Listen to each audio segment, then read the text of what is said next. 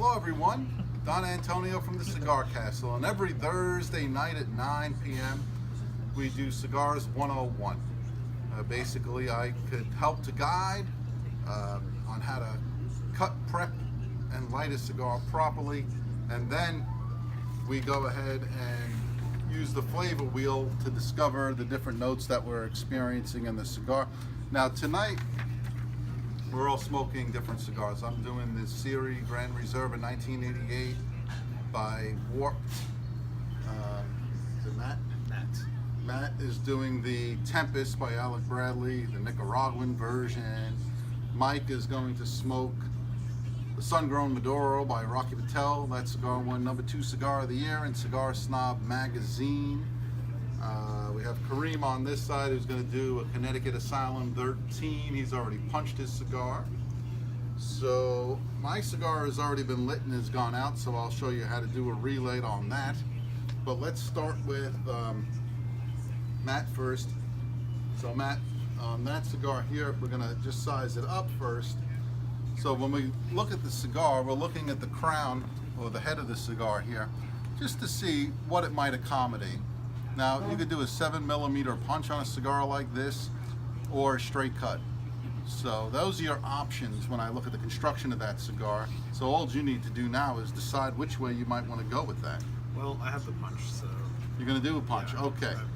So Matt has a 7mm punch. Yep. Looks like a Craftsman bench. And he's going to go ahead and punch that. So I advised him in the past that he needs to locate the center of the head of the cigar, a light push with a twist, slowly let the blade cut through the cap. We don't want to force anything where we might end up cracking the cigar down the side and the shoulder. So Matt is proceeding with that. And while he does that, we can look at Mike's cigar there, and that looks like it has a rather flat crown to it, and being a box press, I would strongly recommend that he does a 7mm punch on that as well. So the box press is going to be more breathable, so we can help to mitigate some of the heat that would be produced in that cigar by using a 7mm rather than a straight cut. So the fact that that's a box press cigar really dictated my recommendation about the 7mm punch. And Matt's locating the center and basically using the same technique as Matt did. And my best here. He's getting through that one.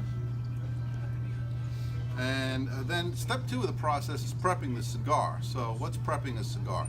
Well, it's a methodology that I use, and probably others out there as well, to ensure the breathability of a cigar. So we basically are going to open up the filler tobacco in the head back to its natural state, where we could take a draw on the cigar and draw the smoke through and have the cigar burn evenly, all the tunnels throughout the long filler in the interior of the cigar.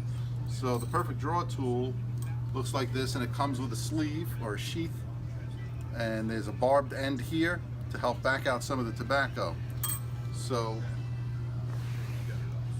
when Matt does this, I'm going to recommend that he only go in one barb on the initial insertion into the cigar. And the reason for that is if we go too much, when we pull it out, we might explode the head of the cigar. What I mean by that is we could end up cracking it, because we're going into the filler tobacco and we're backing it out.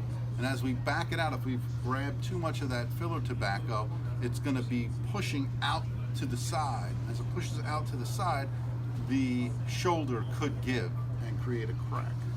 And the way I know that is just through experience. You know, I popped a few cigars, and you know, it's a hard way to learn a lesson, but that's how the Don learned most of his lessons. So how did I come up with all these techniques? Basically just through trial and error, experimentation and observation, however you want to put it.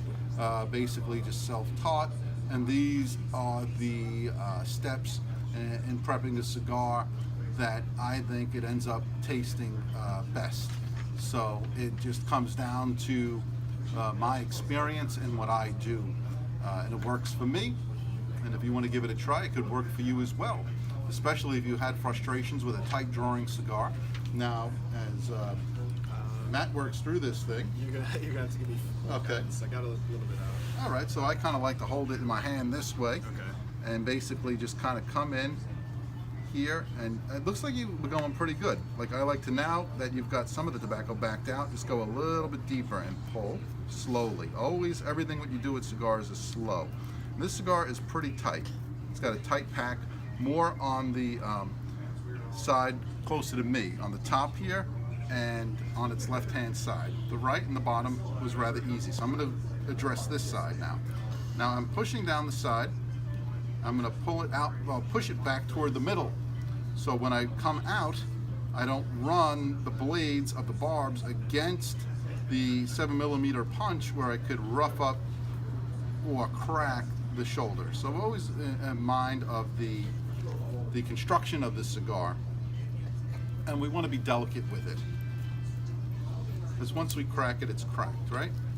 So now I just go in with the point of the tool and just kind of reposition the tobacco and get those filler tobaccos lined up, tap it out so no tobacco goes flying into the smoker's mouth on the first draw. Now I'm going to give this to Mike, and he's going to basically do the same thing that I just did and Matt just did. He's going in just one barb. I don't want to go in too much on the initial. Now you could do this with a paper clip or a toothpick. It doesn't need to be a fancy tool. I just find that at the counter, when I'm perhaps dealing with a line, the tool allows me to go faster than I could with a toothpick or a paper clip. Also, those items don't have the barbs on them, so if you have a tougher cigar or a more tightly packed cigar or stem, you're gonna want to have those barbs available.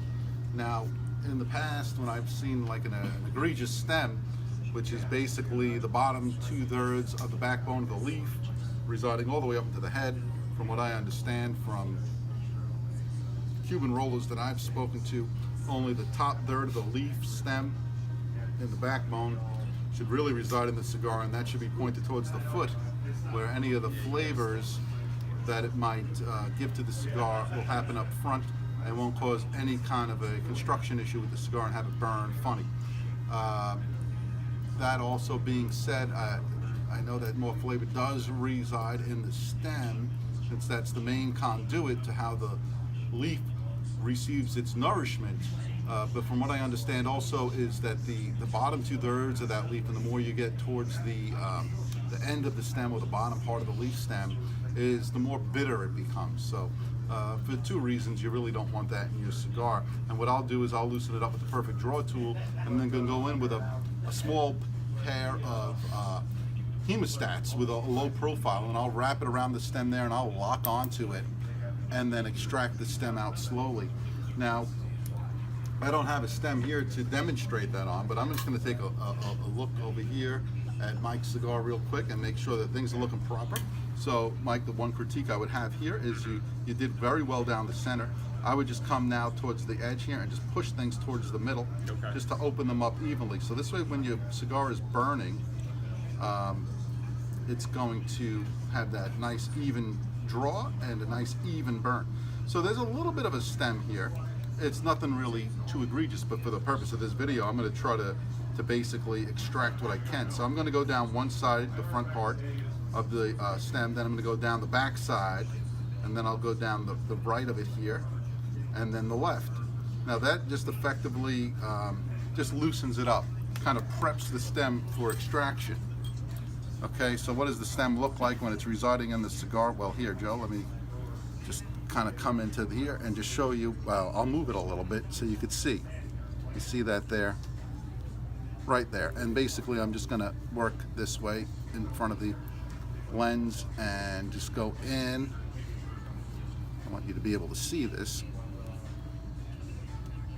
So, but I also want to be able to do a good job of it. So I go down as far as I can, and then just pull out lightly. Now this being a box press, look at how easily that came out. And that thing ends up looking a lot thicker than it had when we viewed it that way. So you can see it has a pretty good girth to it.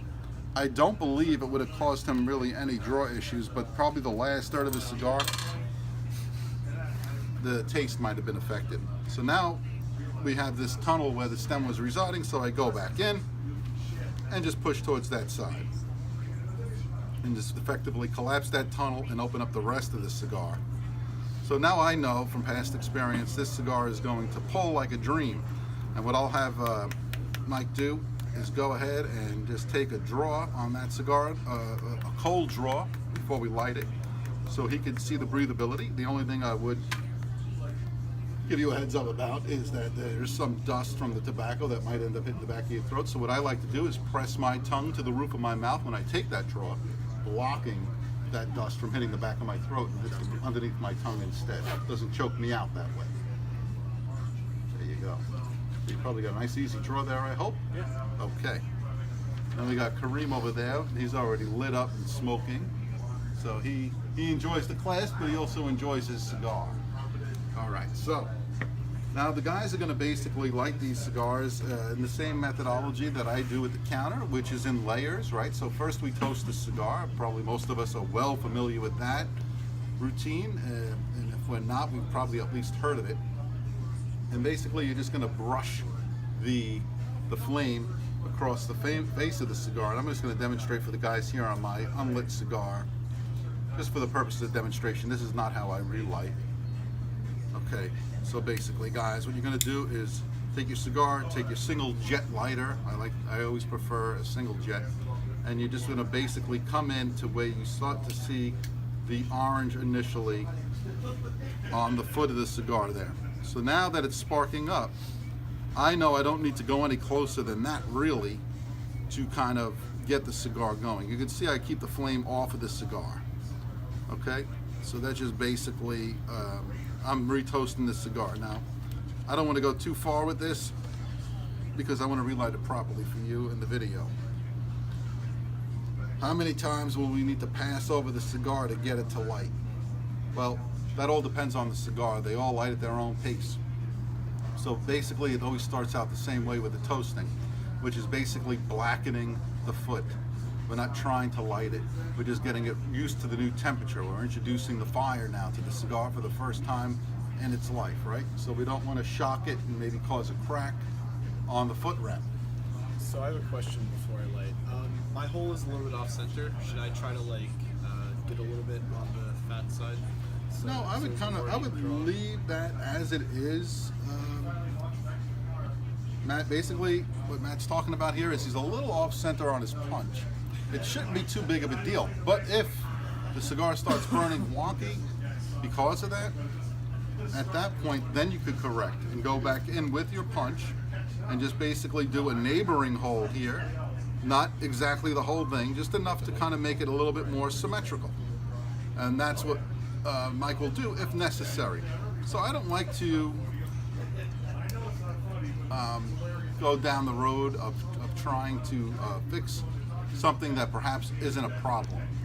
So even like the stem extraction, I probably would have left that stem in there until Mike started smoking the cigar and it presented a problem. But for the purpose of the video, I extracted it now for you. So Matt, you go ahead and start to light the cigar like you've seen me do it at the counter before. So basically, you're gonna come in until you start seeing those sparks of the orange from the lighting. And you don't want to necessarily try to light the cigar, just basically toasting it, getting it used to the new temperature. So this is what goes on here Thursday night at 9 o'clock at the Cigar Cast. So basically I just guide you through the same way I would at the counter individually, but you actually get to sit down, relax, and do it yourself under my guidance. So that's probably enough heat there. All right, Matt, very good. So now go ahead and go back at it again now for the second time. Now we're going to try to light the cigar basically 15% of the way, not trying to do too much. And in between the lighting, I'm going to recommend that Matt blow on the foot of the cigar, basically stoking the embers, getting them to expand, and light the cigar further without the flame, right? So that just, it's all about the temperature, as you've heard me say in past videos. It's just a great way to light the cigar further without the temperature of the flame. So just moving it along moving it forward slowly. So what are some of the other things that I've observed? Nicaraguan tobacco, like the tobacco that Matt is lighting now, it doesn't combust as readily as I've seen the Honduran and Dominican. They seem to light with a little bit more ease, whereas the Nicaraguan, for whatever reason, I don't know why, couldn't give you a scientific explanation on that. And this is what I do with the counter. I basically wave the cigar, right, to rush oxygen across the foot, or you could blow on it when it's your own cigar. I'm not gonna blow on a cigar at the counter that isn't mine. Is this good to draw then? Now give that a blow. Let me see over your shoulder here. It's still dark down the center, so let me just show for the folks at home. Do you see that white ash along the circumference? Well, that's where the cigar is lit. Down the center there where it's black, it needs more touching up. So Matt's gonna go back at it down the center. Now, when he's done lighting this cigar, and it doesn't need to be lit all the way necessarily 100%, I always recommend purging the cigar so you can get the impurities of the lighting experience out and away from the cigar and help to ignite it further, again without the flame. Now that's burning down the wood. I want you to purge for the camera there, straight into the lens. You can see the orange. It's well lit. Now take a draw. 100% lit. So now basically at this point, Mike is only going to do the same thing. So let me relight my cigar so we could wrap up the video for now. I basically just take a cedar spill or a cedar stick and knock away the ash. Sometimes at the counter I'll do that with the Cigar scissor. I just want to get away the ash down to the tobacco that isn't burnt out already, because this is a very different animal now than the cigar that Matt just lit, right? This was already lit and went out. That looks very different from a nice new fresh cigar, doesn't it? So on this one, I'm going to just grab Mike's lighter here. Sorry about that. That's fine. You can keep on going. And I'm going to just flip that open. This is a triple jet, so you can see the flame is rather high. I'm just going to tone that down a little bit. Just bring it down a touch. That's a little bit better. That's probably about half of what it was. Still more flames than I would like to ordinarily use. You can see it's a little sloppier, but if you stay far away and just kind of kiss the cigar with the flame and don't drive it into the filler tobacco, it's going to ignite slowly but surely. Give it a little bit of a blow here and go back at it.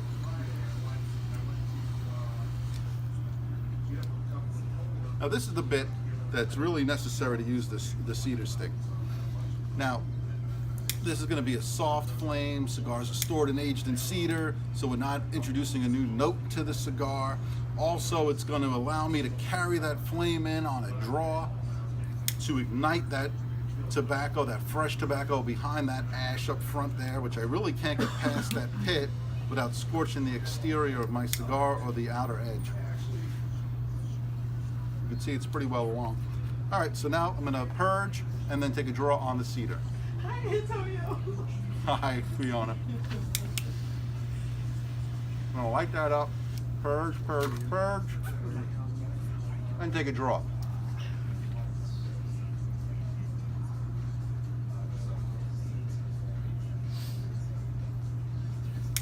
Purging. As you can see, it's well lit. So sometimes when we relight a cigar, especially if we just take it with the ash on, take the lighter, hold it to it, that's really elevating the temperature, and you kind of get that rotten egg, sulfur, ashtray kind of taste on the palate. I think, in my experience, for me personally, it kind of fouls out my palate, and it takes a while to get past that, if I get past it at all. It kind of impedes or gets in the way of the enjoyment of this cigar. So basically, that's a demonstration of the front part of the class. The next thing we're going to do, and we're not going to film this, please come on in and participate if you would like to get more into the flavor wheel. This is the least comprehensive flavor wheel I could find. Most of them that I find out there, like 5 rings out, and can really get into the minutia. I don't think for a Cigars 101 or a beginner's class that we need to do all that. I don't want to overwhelm anybody with too much information. Perhaps next week's class we will film this bit, but for the sake of shortening this video, it's an already long video, but a hopefully very informative one, we're going to hold off until next time. Don Antonio, I want to thank Mike, Matt, Joe the Show for filming, Thank you. Kareem, Maria, Robert, Brandon at the end there, and say thank you to everybody out there who watches and clicks subscribe as the subscribership is building every week on our march towards 1,000 subscribers. We sat at 363 at the beginning of this night, February 7th, 2019. Signing off.